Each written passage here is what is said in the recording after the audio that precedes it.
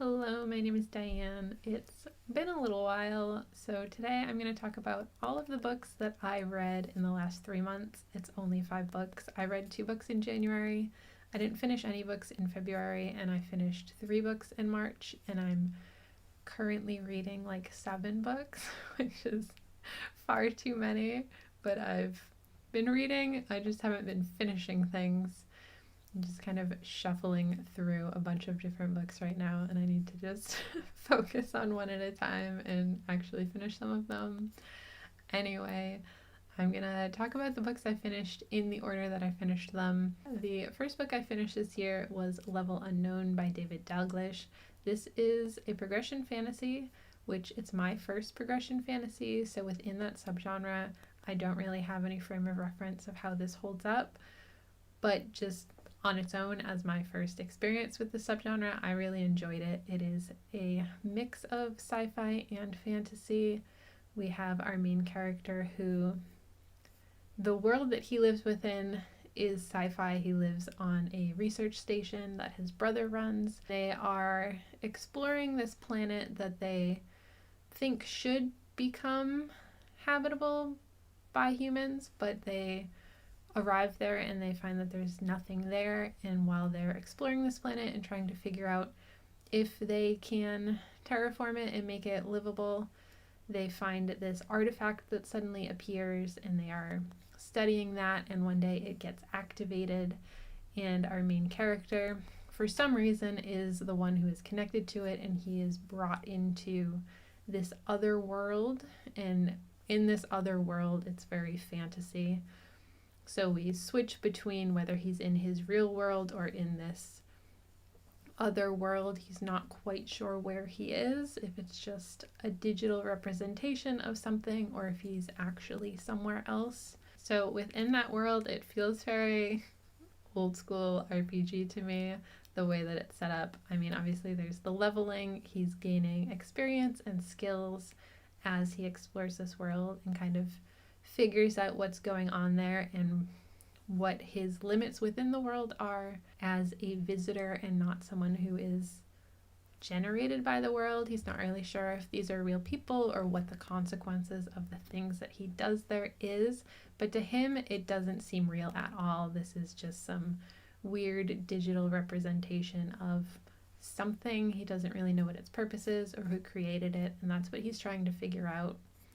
Meanwhile, we have a lot of stuff going on the research station that primarily his brother is dealing with while he's exploring this other world that's within the artifact. They're trying to figure out what the artifact is, and it's seeming to have other consequences with their relationships with other research stations, and you kind of uncover that mystery following his brother while he's uncovering the mystery of the world within this artifact. I had a lot of fun with it. I thought it was a really interesting story. I liked the characters. I think some of the world and the characters that we meet could be a little bit more fleshed out, but I like that we are exploring this and kind of figuring this out alongside our main character. I also thought the stuff going on at the research station was really interesting. I wanted a little bit more interaction between the two brothers when they were together, but for the most part it felt like they were dealing with separate issues and also kind of filling each other in when they needed to, but not really spending a lot of time figuring out the link between the things going on in their world and the things going on in the artifacts world.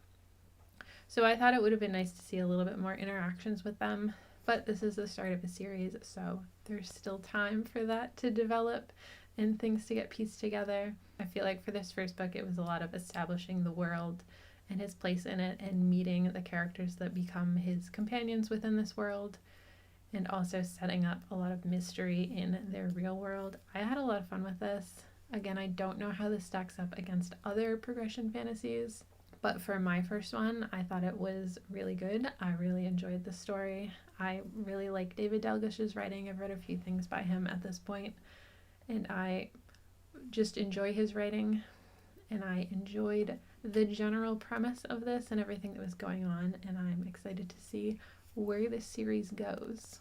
The other book I finished in January was The Cautious Traveler's Guide to the Wastelands by Sarah Brooks.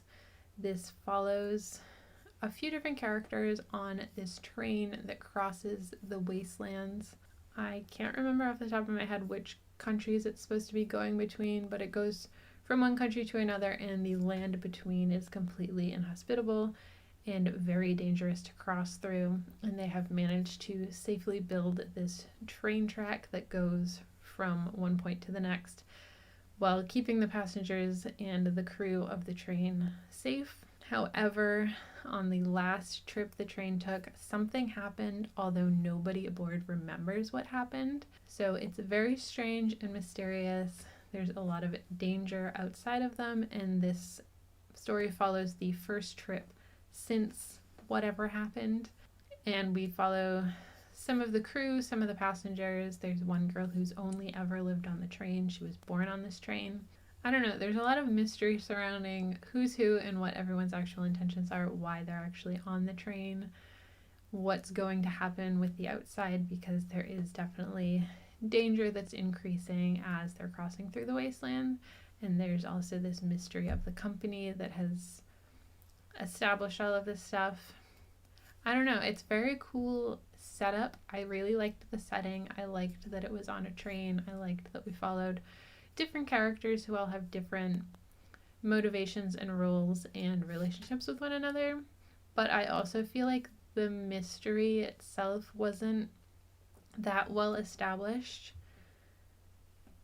And I feel like the ending was a little bit lackluster for me, where there's all of this build up to there's something going on. There's the things about the wasteland were really interesting. There's just a lot of strange things happening aboard the train during this trip, and we're not really sure if they're going to make it or what's going to happen. And there's a lot of build up, but I feel like the ending has like this big reveal that didn't really reveal anything. It just felt like, here's the big reveal, but I still didn't really understand what the whole point was. But I enjoyed everything leading up to that.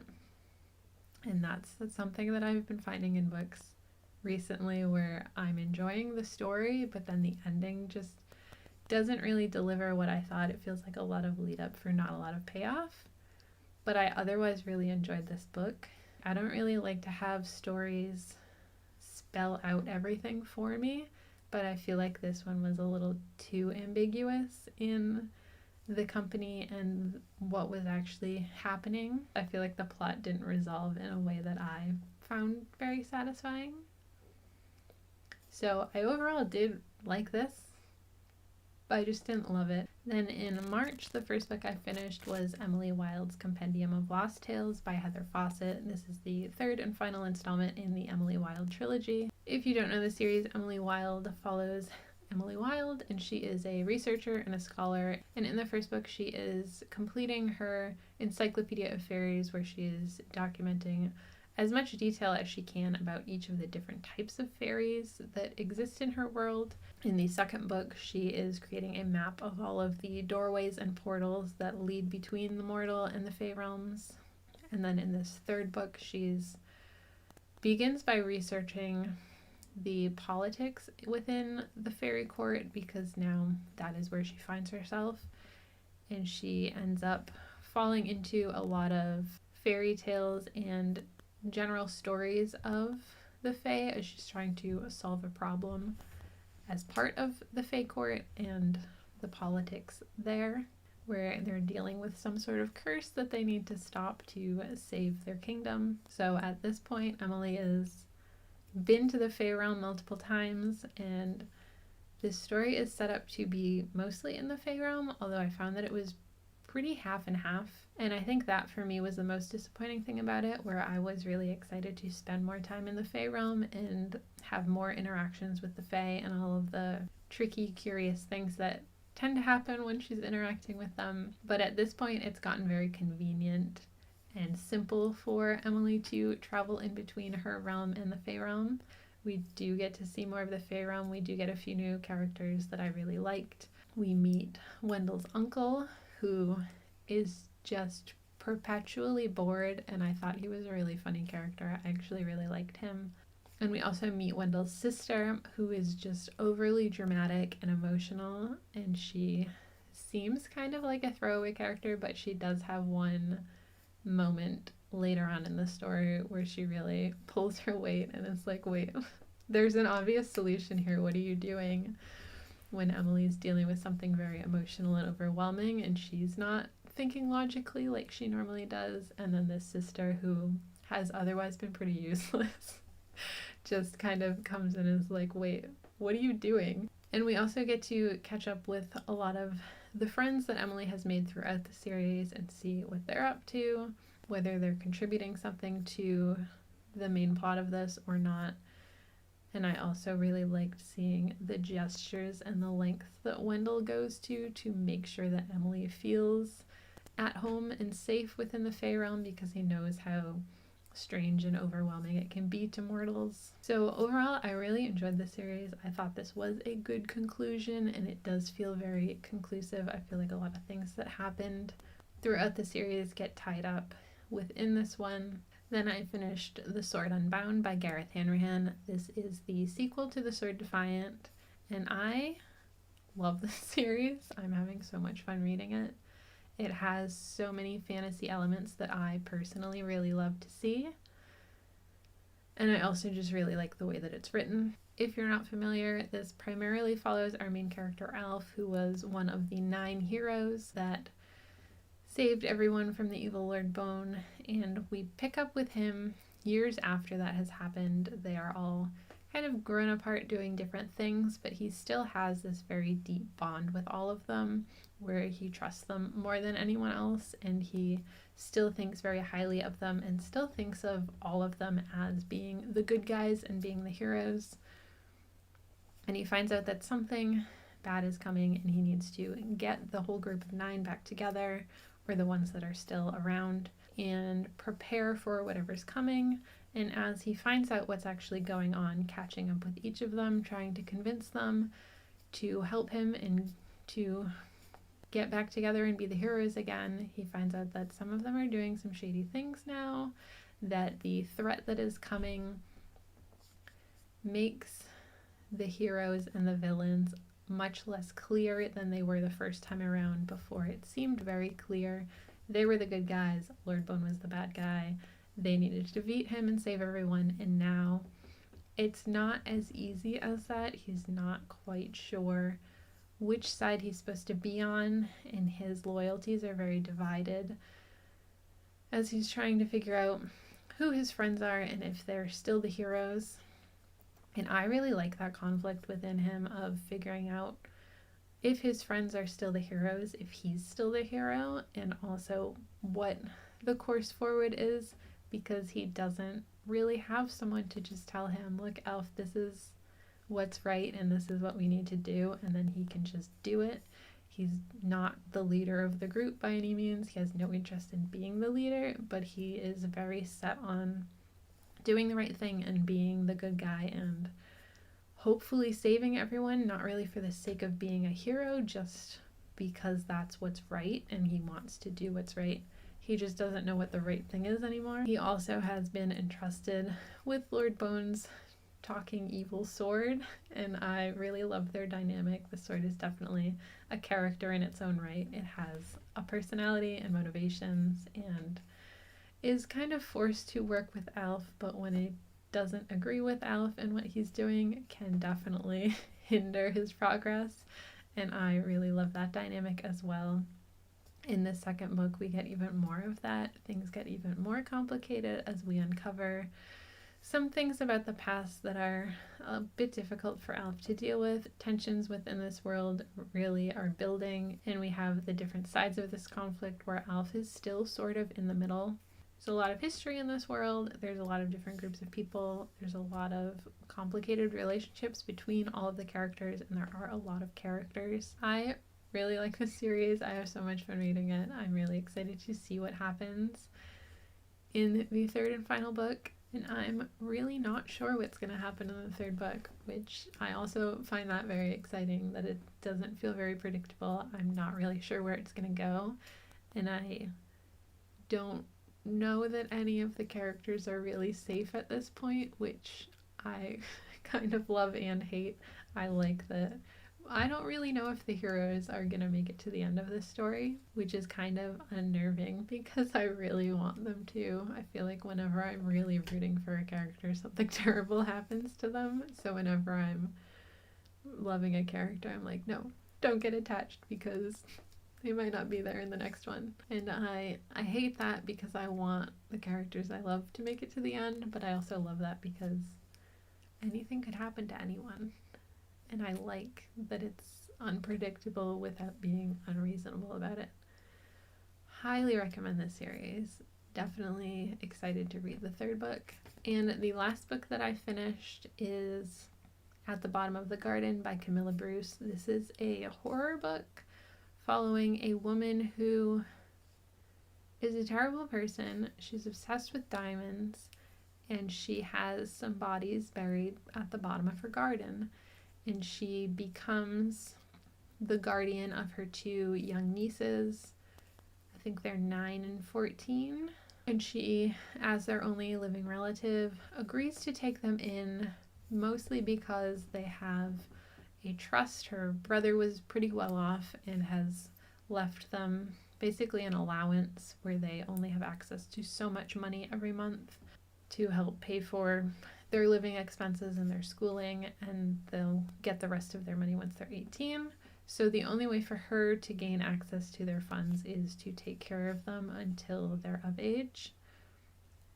And her plan is to take them in and live very frugally with them so that she can use the remainder of their funds every month to fund her diamond business. Unfortunately for her, the girls can see the ghosts of the bodies that are buried at the bottom of her garden. They have different supernatural powers between the two of them, and they figure out that she probably murdered the ghosts that are in her house. This is obviously a problem for her, that they're figuring out what she's actually done. I really liked the premise of this. I liked the setup of everything.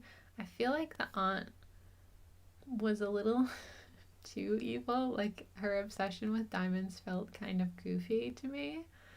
And I just feel like the overall atmosphere of this story wasn't nearly as dark or suspenseful as I had expected it to be, being marketed as a gothic horror. I thought that the atmosphere was going to be a lot darker than it was. And while I mostly enjoyed reading it, I had a good time reading it. But her chapters in particular, where we do get some backstory from her to seemingly make her a bit more sympathetic. I don't think she was ever really a sympathetic character or justified in what she was doing at any point. And with the two girls, I feel like their powers gave them a lot of conveniences in figuring out what was going on and solving this mystery and understanding their own powers that are new to them. It just felt like things were happening very easily for them. They weren't really having to figure things out or trial and error or anything. It was just, oh, this is how this works, and I just know because I know, and then they just accept that and move on. So I wish there had been a little bit more difficulty or perceived danger. So I liked it generally, but I wish it were a lot darker than it was. So that's everything I've read in the last 3 months. I know 2 of them I'm not super enthusiastic about, but I did overall enjoy all of the things that I read, and I am currently reading a lot of other things that I'm excited to talk about because I'm enjoying all of those. Hopefully it'll be less than 3 months before I do another reading wrap up, and I'll have more things I'm excited to talk about. Let me know what your favorite thing that you read last quarter was. I'd love to hear about that. Otherwise, that's all for me today. Thanks for hanging out with me. I'll see you next time.